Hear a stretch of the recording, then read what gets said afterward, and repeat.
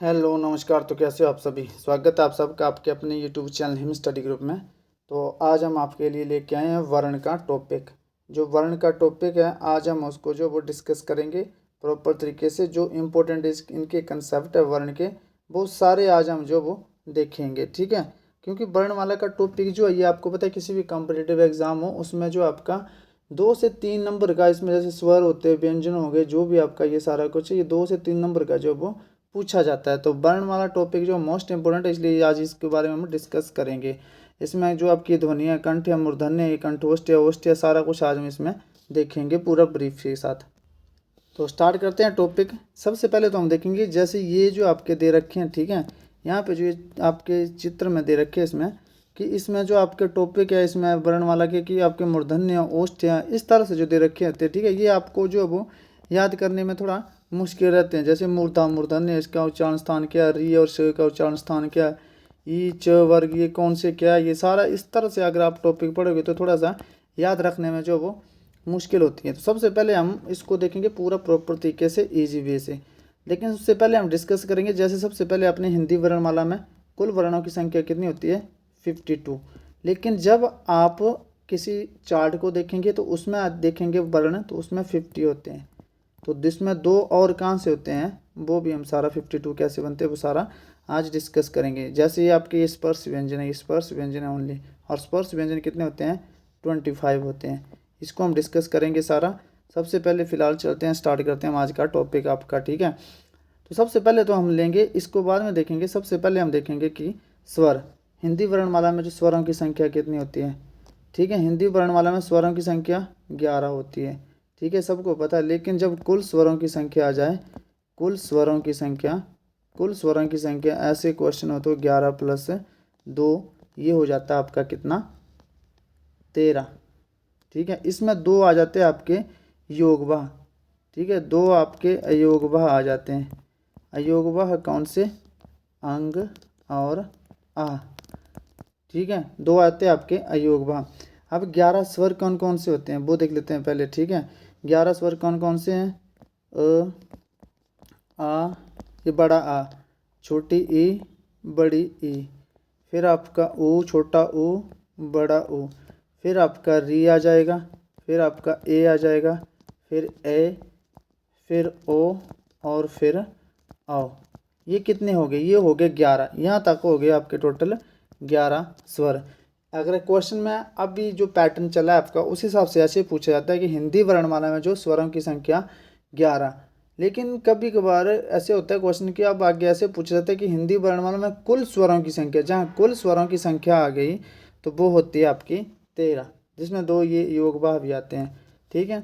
लेकिन ऐसे क्वेश्चन आता है जनरली कि हिंदी वर्णमाला स्वरों की संख्या कितनी होती है, 11। ये आप सबको पता है, 11 स्वर हो गए। अच्छा, हिंदी वर्णमाला में व्यंजन कितने होते हैं, व्यंजन 33 होते हैं, ठीक है, 33। लेकिन इसमें क्या होता है, इसमें जो होते हैं आपके 25 जो होते हैं आपके स्पर्श व्यंजन होते हैं।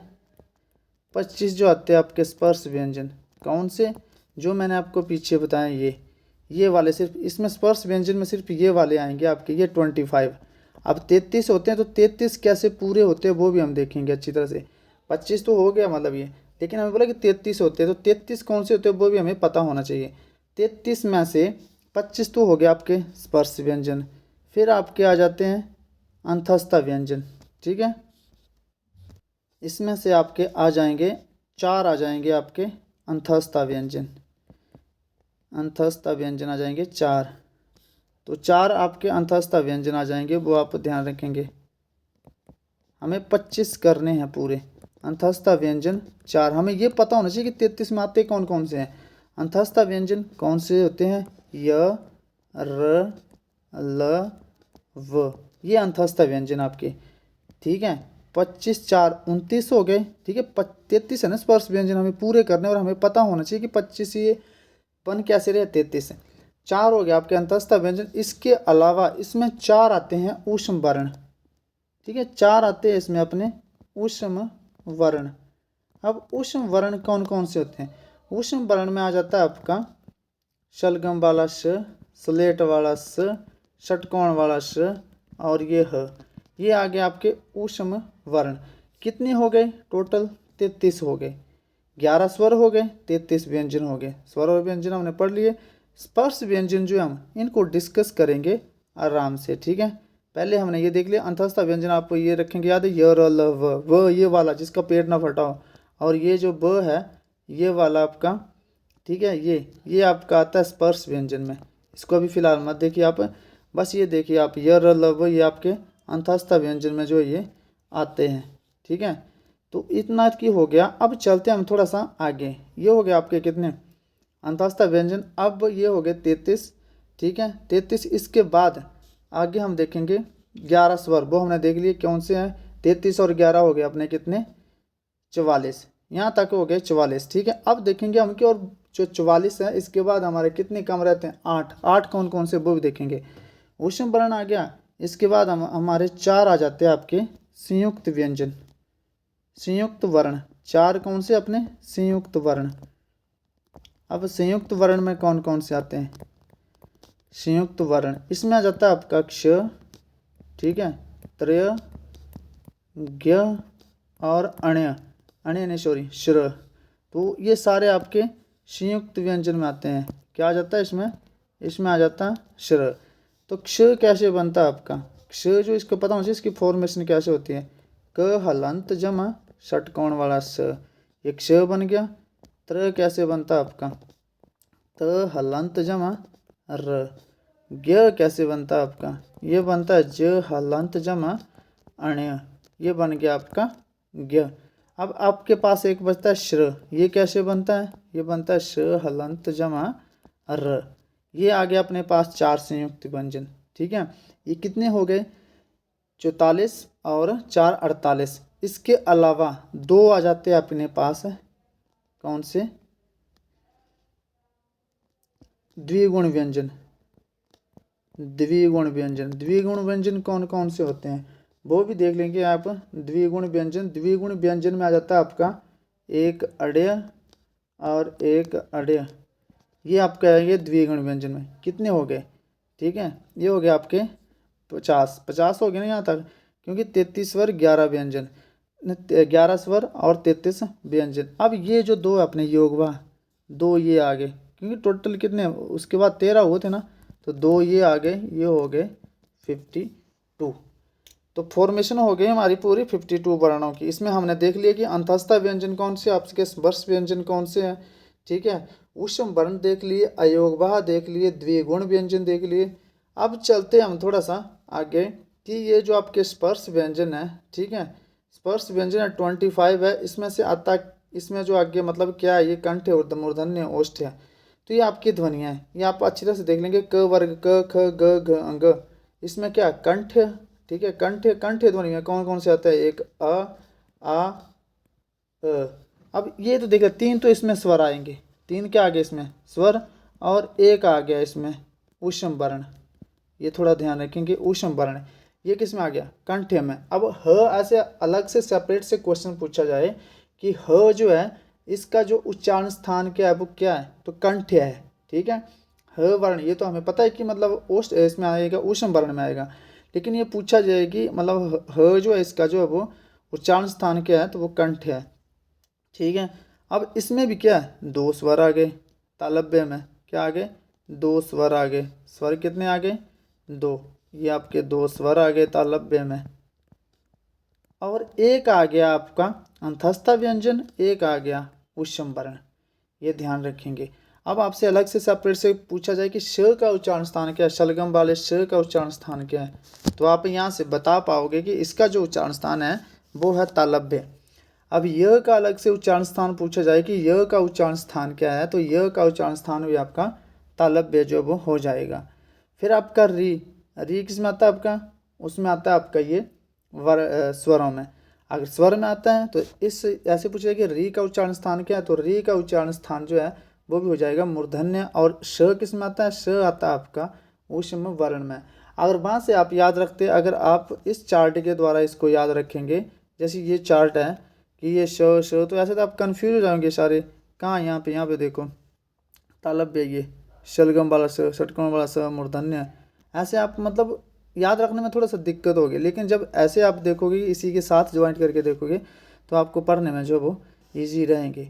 इसके अलावा ये मूर्धन्य में री और श आ गया। री आपका स्वर होता है, श आपका आपका ये होता है, क्या बोलते हैं इसको, ऊष्म वर्ण होते हैं। स ल, ये स और ल के बारे में बात करेंगे। प्रकंपित ऊ आपका ये आ गया, स्वर आ गया। अब सबसे उसके बाद हम बात करेंगे जो ल है अपना, ठीक है। एक यहाँ पे बात कर लेते हैं हम, ल जो है, ल को और क्या बोलते हैं, ल को हम और बोलते हैं पार्श्विक वर्ण, ठीक है। पार्श्विक वर्ण भी बोलते हैं ल को। ल जो अपना ये पार्श्विक वर्ण भी बोलते हैं इसको। और र, इसको हम, ये कौन सी है, ये एक प्रकंपित ध्वनि भी है, प्रकंपित ध्वनि। और रखते हैं किसमें, लुंठित वर्ग में। किसमें, लुंठित वर्ण भी बोलते हैं इसको, लुंठित, ठीक है।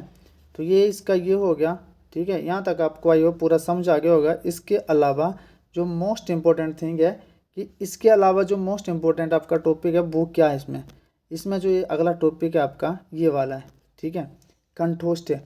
कंठोष्ठ्य, कंठोष्ठ्य में क्या क्या आता है आपका, कंठोष्ठ्य में आपका क्या आता है, ओ और ओ। ये ध्वनियाँ कौन सी है, ये कंठोष्ठ्य ध्वनियाँ हैं, ये आपकी कंठोष्ठ्य ध्वनियाँ हैं, ठीक है। ये कौन सी ध्वनि है आपकी, ये दंथोष्ठ्य ध्वनि है। ये ए और ये है आपकी कंठ तालव्य ध्वनि। ये मोस्ट इंपॉर्टेंट है, इनको ऐसे याद रखो कि कंठोष्ठ्य, दंथोष्ठ्य, कंठ तालव्य। ये हो गया आपके वर्ण। वर्ण का आपका पूरा फॉर्मेट यहाँ पे क्लियर हो गया। अब देखेंगे हम जो स्वर है आपके, ऐसे क्वेश्चन पूछा था कि ये आपके वर्ण जितना भी वर्ण टॉपिक है अब मैंने यहाँ पे कंप्लीट करा दिया, ठीक है। एक और कुछ छोटा होगा तो आप कमेंट सेक्शन में कमेंट करके पूछ सकते हो, लेकिन ये पूरा आपका जो यहाँ पे करवा दिया गया है। लेकिन इसमें थोड़ा सा एक बात रहेगी मेरे को बताने के, जैसे आपका ये है ना, इसको हम पंचाम अक्षर भी बोलते हैं। क्या बोलते हैं इसको, पंचाम अक्षर। इसको पंचाम अक्षर बोलते हैं हम, अणे अणे, ये पंचाम अक्षर होते हैं, इनका भी आगे काम होगा, ठीक है। तो अल्प प्राण, महाप्राण जो होते हैं ये सारे हम देखेंगे आगे बाद में।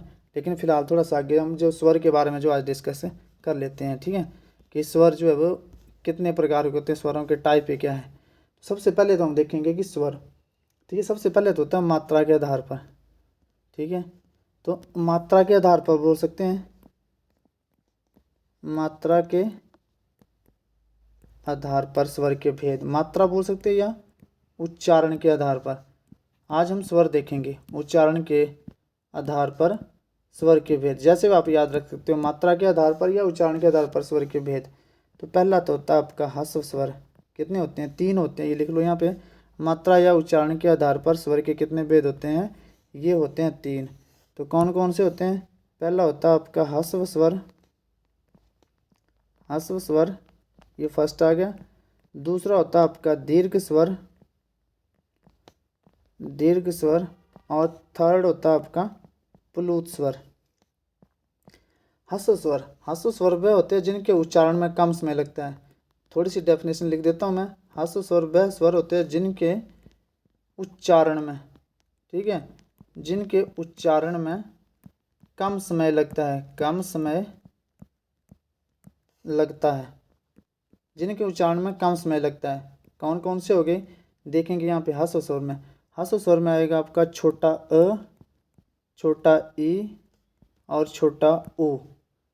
छोटा अ, छोटा ई, छोटा ऊ, ये आएंगे आपके ह्रस्व स्वर में।